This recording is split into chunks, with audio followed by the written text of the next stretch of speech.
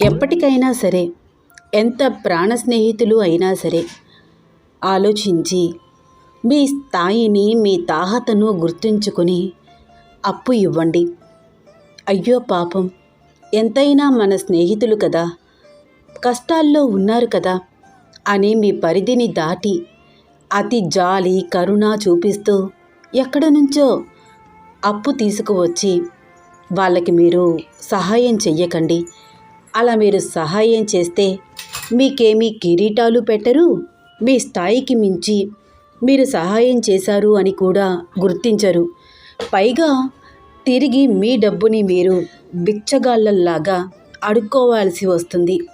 ఎప్పుడు ఇస్తావు అని వాళ్ళని 10 సార్లు అడగాల్సి వస్తుంది. డబ్బు తీసుకునేటప్పుడు నవ్వుతూ తీసుకున్న వాళ్ళు తిరిగి మీ డబ్బు మీరు అడిగితే మొహం చాటేస్తారు. అప్పు ఇచ్చినప్పటి నుంచి చంపేస్తున్నాడు అని తిరిగి మిమ్మల్ని తిడతారు. దీనంతటికీ ఒక్కటే కారణం, వాళ్ళ స్థాయిని మించి మీరు వాళ్ళని గౌరవించి వాళ్ళ బాధకు రియాక్ట్ అవ్వడమే. ఒకప్పుడు మీరు వాళ్ళని చూసి జాలిపడ్డారు, ఇప్పుడు మిమ్మల్ని మీరే చూసుకుని జాలిపడుతున్నారు. అంతే తేడా.